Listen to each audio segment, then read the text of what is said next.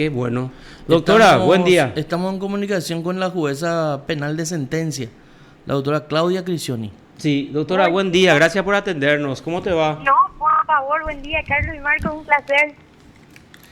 Doctora, te estamos llamando. Primero, a ver un poco, quiero empezar diciéndote que leí en las redes sociales, incluso varios abogados opinaron, dice, qué gusto da ver a una jueza cuando explica su sentencia sin tener ni un papel, sin haber leído ningún papel. O sea, por un lado, ¿cómo tomas ese halago, digamos, de la gente a través de las redes sociales? Bueno, muchísimas gracias realmente, pero a ver, lo que dice el código es precisamente eso, que el juez tiene que explicar brevemente su sentencia. No es que tiene que haber lectura de la sentencia, la lectura en realidad está prevista para el viernes, pero sí, era larguísimo, eran 2 meses y estaba re cansada realmente. Sí, así mismo es. Así mismo es. Doctora, a ver, tenemos varios puntos que preguntarte, pero queremos conocer bien cómo se sustentaron esos 3 hechos punibles por los cuales fue condenado Ramón González Daer. Me encanta hablar con ustedes ¿Sí? saben eso. Sí, mira, no, y quiero explicar esto porque es importante a través de ustedes que entonces la ciudadanía también entienda qué es lo que los tribunales deciden y porque en eso consiste la legitimación de un Estado de Derecho. Sí, señora. Miren, nosotros, y por eso yo había explicado en la sentencia las cuestiones respecto al proceso acusatorio y todos estos temas, porque, a ver, los cuestionamientos de la defensa tenían que ver justamente con la cuestión procesal respecto a que el Ministerio Público no acusó por denuncia falsa. Uh-huh. El tribunal sí advirtió eso y sí condenó por denuncia falsa en primer lugar, porque los hechos que se referían a la denuncia falsa no es que estaban solamente en la acusación. Nosotros comprobamos que ya estaban en la imputación y en la indagatoria. Y en ese sentido, entonces, no hubo violación del principio acusatorio y hubo, tal y como lo establece el artículo 400, una advertencia al tribunal que le habilitaba precisamente para condenar por el tema de declaración falsa, denuncia falsa, que nosotros nos habíamos percatado justamente al leer ya la acusación, o sea, cuando se hace la lectura de la acusación por parte de la Secretaría y después cuando el Ministerio Público explica esto. Y advertimos eso para asegurar el derecho a ser oído específicamente antes de la producción de las carpetas fiscales, que es lo que leyó el fiscal durante el juicio. Entonces, lo primero que nosotros establecemos es la punibilidad sobre denuncias falsas. Y yo expliqué que esto lo hacíamos en concurso ideal con la usura. ¿Por qué? Porque acá la denuncia falsa tenía la finalidad de asegurar el cobro de los intereses y del capital y de todo, o sea, de todo el negocio y de la contraprestación desproporcional que el acusado se había hecho prometer. Uh-huh. Entonces, hay una unidad de acción, pero hay la violación de 2 leyes penales. Ya, doctora, cuando decís ya estaba en la imputación y ya estaba de nuevo en la acusación, no era que estaba descrito así, denuncia falsa, sino que le hicieron un relato de hechos de denuncia falsa. Exacto, era un relato de hechos de denuncia falsa y esos hechos era un relato de hechos y ese relato de hechos se subsume exactamente al tipo legal descrito en la denuncia falsa. Okay. Esto concretamente nos estamos refiriendo, a ver si no me equivoco, doctora, el fiscal habla de más de 200 denuncias presentadas por Ramón González Daer. Entonces, en la imputación luego se sustenta eso para resaltar, pero ahí no se habló, él no imputó por denuncia falsa, pero sí hablaba de más de 200 causas penales para el apriete, digamos, ¿verdad? Entonces, ustedes lo vieron ya como denuncia falsa eso, entonces. Sí, y eso advertimos, y sobre eso valoramos, o sea, los hechos, nosotros aplicamos el derecho, y si escucharon y me expresé bien en la exposición de la sentencia, por eso les agradezco tanto hablar con ustedes, porque entonces ustedes me corrigen para que yo me exprese correctamente. Uh-huh. Con relación a en qué consiste el tema de denuncia falsa. Denuncia falsa es expresar hechos que no se corresponden con la realidad y atribuirle hechos que en realidad no son punibles a una persona.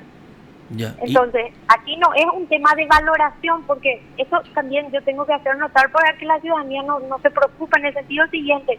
Si yo soy lego, si yo no sé de derecho, yo digo, por ejemplo, me robaron.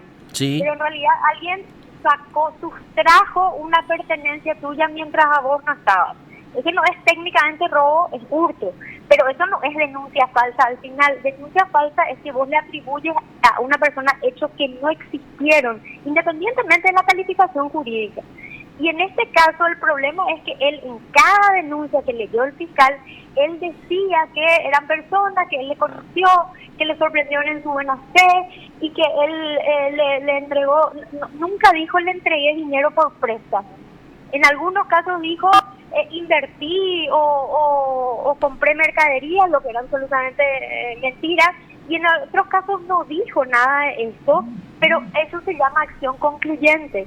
Cuando vos decís algo que da a entender algo que en realidad vos sabes perfectamente que no corresponde con la realidad.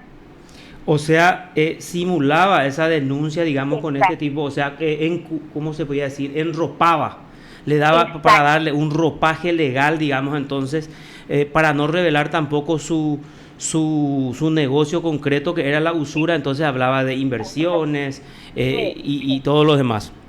No, incluso que le denunciaba a gente que él ni siquiera conocía, porque dice que en su lo que probó el tribunal es que él no solamente le pedía cheques a la persona con la que negociaba, sino cheques de terceros. Entonces, si finalmente no se pagaba, también le denunciaba a ese tercero al que él nunca le había visto en su vida. Eso es declarar falsamente.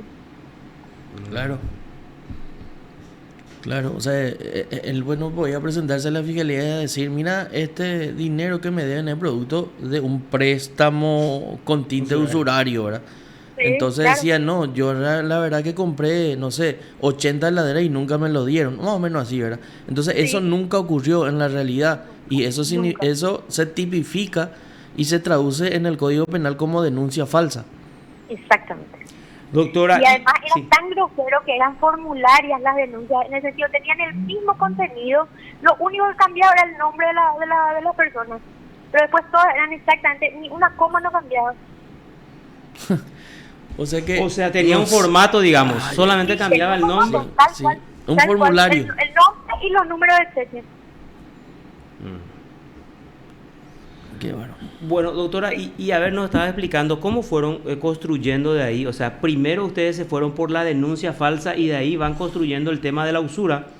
Claro, exacto, porque la fiscalía en realidad describió hechos de usura respecto a 2 personas y nada más, pero en su acusación decía, y de esta misma manera actuó comercialmente respecto a esas 227 personas a las que denunció. Entonces nosotros, partiendo de las personas a las que denunció, fuimos buscando los cheques.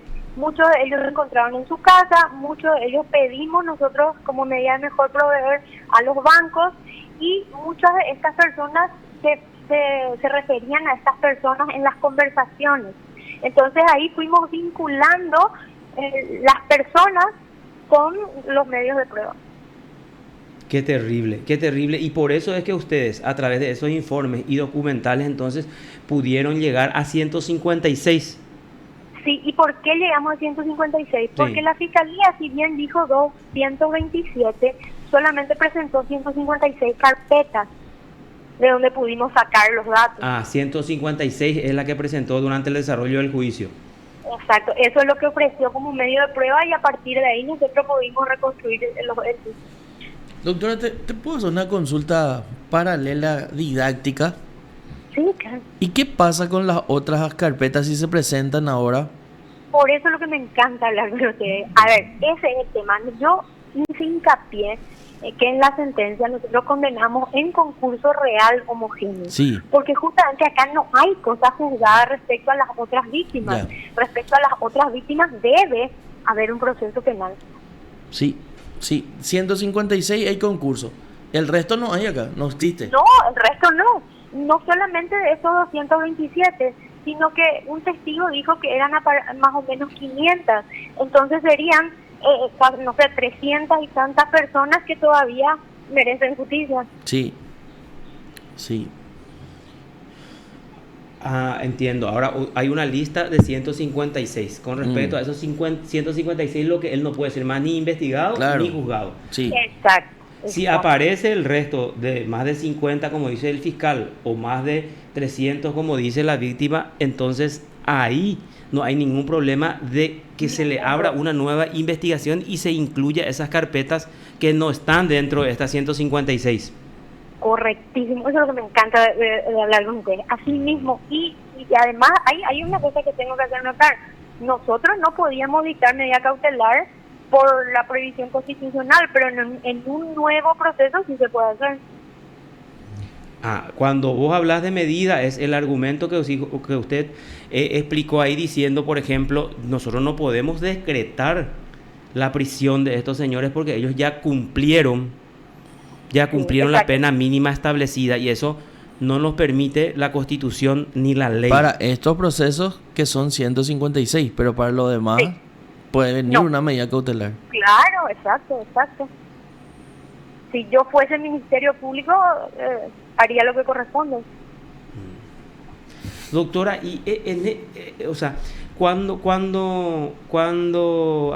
usted explica todo eso y entra a hablar de ese esquema y dentro de ese esquema están las denuncias falsas que fueron atendidas por fiscales, esa es otra parte que creo que incluso, no sé si no llega tanto, pero que impactó más que la sentencia, diría, pero se habló y se sigue hablando de ese tema porque sobre todo yo lo que veo acá es que la gente del Ministerio Público o los agentes del Ministerio Público fueron los que impulsaron estas denuncias falsas y sería muy interesante conocer, porque usted habló en algún momento de que incluso se ordenaron detenciones de las personas para obligarlas de esta manera a conciliar con Ramón González Daer. Eso mismo es lo que leía el fiscal cuando iba produciendo los medios de prueba. Imagínese lo que leía el fiscal. Decía un escrito presentado por la abogada Emma González en representación de Ramón González. Decía, no le pude notificar al denunciado y entonces quiero su detención para que pueda prestar declaración indagatoria y precautelar mi patrimonio. Se ordenaba la detención, después venía y después se hacía una audiencia de conciliación y si se hacía eso, entonces se levantaba, si no, él solicitaba otra vez imputación. Qué bárbaro. Ahora, eso cuando usted habla de 156 y al tribunal hace el análisis, en el escrito de la sentencia se mencionan esos casos, se mencionan los nombres o cómo va a aparecer eso dentro de la sentencia escrita. En la sentencia escrita vamos a mencionar cada caso con relación a la conducta del señor.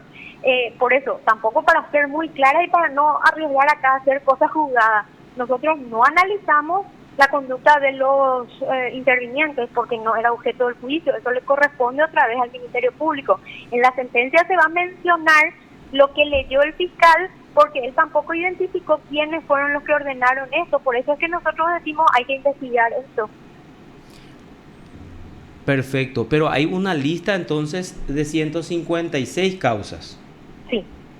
Los denuncias falsas y dentro de esa denuncia entonces aparecen los nombres de los agentes y en su defecto los jueces o camaristas que actuaron en esas denuncias falsas.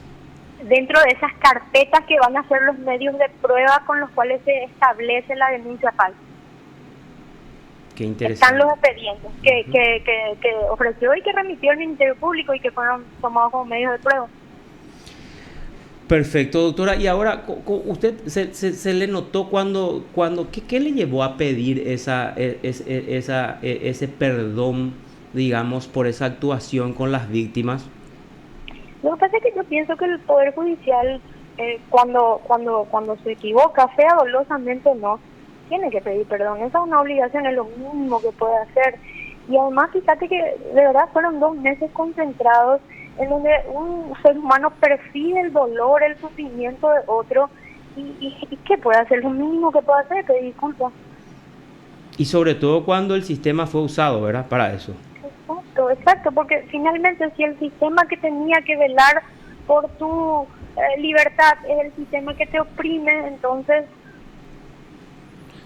el que te tiene que representar como ciudadano y como pueblo, es el que te llama para ponerte una soga al cuello, básicamente, que realmente lastima mucho desde la óptica del ciudadano o del justiciable, ¿verdad? Sí, no, lastima la óptica de cualquier ser humano. Mira que escuchamos declaraciones terribles, desgarradoras. Una chica de 20 años que estuvo procesada 8 años, que ni siquiera le conocía a este señor, que su familia había negociado con la azucarera Iturbe en un negocio lícito de prestación de azúcar, y después azucarera Iturbe cayó con ese señor y ella es denunciada. Imagínense eso. Después el relato del narrador de un señor que entregó su casa y que se vio obligado a cambiar un cheque porque no quería que sean sus hijas. O sea, lo que pasa con la usura es que no solamente es contra el patrimonio de las personas, es contra la libertad. Entonces es un hecho punible gravísimo. Así mismo. Ahora, con respecto al hijo, doctora, ¿qué es lo que nos puede relatar? A ver, sustentando otra vez qué elementos encontraron para aplicarle esa pena de 5 años, porque recordemos que la Fiscalía pidió 7 años y 5 meses. Sí, a ver, con relación al hijo, en primer lugar, la Fiscalía no lo acusó como cómplice de usura. Si bien en su alegato se deslizaba todo el tiempo cómplice, cómplice, cómplice, en realidad ellos no lo acusaron como cómplice. Y surgió en el relato de las víctimas que él estaba presente en el momento en que su padre negociaba y hacía todo esto. La Fiscalía podría haber pedido ampliación de la acusación si no sabía esto, pero bueno, no lo hizo, y entonces por el principio acusatorio nosotros tampoco podíamos, pero lo que sí utilizamos es esa información para fundar el dolo del hijo en el siguiente sentido. Fíjate que el lavado de dinero es un hecho punible en el cual lo que es su núcleo es que vos, en este caso fue meter al sistema financiero bienes que provienen de un hecho antijurídico. Entonces, el hecho antijurídico, el hecho precedente, en este caso la usura, forma parte del tipo objetivo del lavado de dinero y es su objeto material. Y lo que nosotros pudimos establecer con los cheques de las víctimas es que en cada caso esos cheques realmente provenían del negocio de la usura. O sea, el nexo causal entre el hecho precedente y el objeto material nosotros lo establecimos caso por caso. Desde el año 2014 al 2019, fíjate que el Ministerio Público hizo una pericia en donde ofreció, en base a presunciones, realmente desde el año 2014 al 2018, pero el 2014 estaba prescrito y no tiene explicación de por qué no ofreció 2019. Bueno, cuestiones así que el tribunal tuvo en cuenta y por eso condenó. Ahora, ¿qué es lo que se sustentó con relación al hijo realmente? Entonces, el monto del dinero introducido es enorme, pero finalmente después no había, viste que el 65 te establece elementos Sí. A favor o en contra. Para la medición. Para la medición, y nosotros uno a uno hicimos, y lo que teníamos en contra era móviles y cine, porque dijimos, bueno, finalmente lo que se ofreció era que él había comprado algunos inmuebles que son producto de eso, entonces su móvil es aprovecharse de ese dinero. Pero después, y tuvimos en cuenta el monto, la cantidad, pero después realmente el Ministerio Público no ofreció y no había otros elementos que nosotros podamos valorar ni en favor ni en contra, porque no teníamos más circunstancias tácticas. Y una pena máxima se fundamenta en que de los supuestos del 65 te dé todo en contra. Entonces, si eso no es así, no podés. Claro, para eso está, para medir la pena en base a esos elementos que te mencionan. Exacto. La vida anterior del sujeto llevado a juicio y por condenar, ¿es necesario que tenga antecedentes penales o su vida anterior puede tenerse en cuenta como que él habitualmente hacía ese tipo de hechos? Mira, vos sabés que ese es un temazo que se discute en el siguiente sentido. Si vos, por ejemplo, a ver, ¿qué tendría que ver que vos ahora estés procesado por estafa y tenés una condena por, no sé, homicidio culposo? Sí. Esto no tiene nada que ver con el otro, entonces Así eso no mismo. se te podría cargar. Después vendría el caso, a ver, vos estás acusado por pongámosle robo y tener antecedentes hurto, robo, lo que sea, condena. Entonces, ahí una parte de la doctrina dice, cuidado, vos no le podés volver a cargar eso, Sí. porque por eso ya le condenaste. Claro. Pero aquí eso entra no en grado de reproche, sino en prevención especial. ¿Qué es la prognosis acá? Que si vos ya tuviste una condena y no aprendiste, quiere decir que no estás resocializado. Entonces eso se puede cargar solamente como prevención especial, pero nunca puede sobrepasar el límite de reproche. Por eso que es tan complicado el tema de la valoración. Y por otro lado, tampoco es correcto decir que no tener antecedentes es una vida sin mácula, porque fíjate que en este caso nosotros hemos establecido que esta persona desde el 89 se dedicaba a eso. esto, y cómo lo establecimos con los cheques. Por eso, o sea, no se le cargó en negativo por algún antecedente policial o penal que básicamente no tenían nada, ¿verdad? Ni ¿cómo era? Ni multa de tránsito no tenían estos señores, ¿verdad? Entonces, claro, se valora su comportamiento social en su vida anterior, ¿verdad? Sí, correctísimo. O sea, ese fue siempre su modus operandi. Sí. O sea, su actividad laboral toda su vida, eso es lo que se probó con esos documentos incautados en los allanamientos, doctora. Por eso se dice que del 89 o 90 era, ¿verdad? Exacto. Imagínate que sí, que eran 4.700 cheques con esa fecha. Muchísimos eran de los años 90. Perfecto. Excelente. Marcos, ¿alguna pregunta más, la doctora? No, ninguna. Doctora, ¿alguna cosa más que nos quieras agregar para aclararle a la gente? Porque es muy importante, así como vos estás diciendo, que la gente entienda el argumento principal esgrimido por el tribunal para aplicar una pena máxima para este tipo de hechos a un acusado. No, mira, yo creo que con las preguntas que ustedes hicieron era todo justamente lo que yo quería hablar. Correcto. Doctora, muchas gracias por tu tiempo, muy amable como siempre. Muchas gracias. Éxito, doctora, hasta luego. Gracias. Te informó PDS Radio TV Digital. La doctora Claudia Crisioni.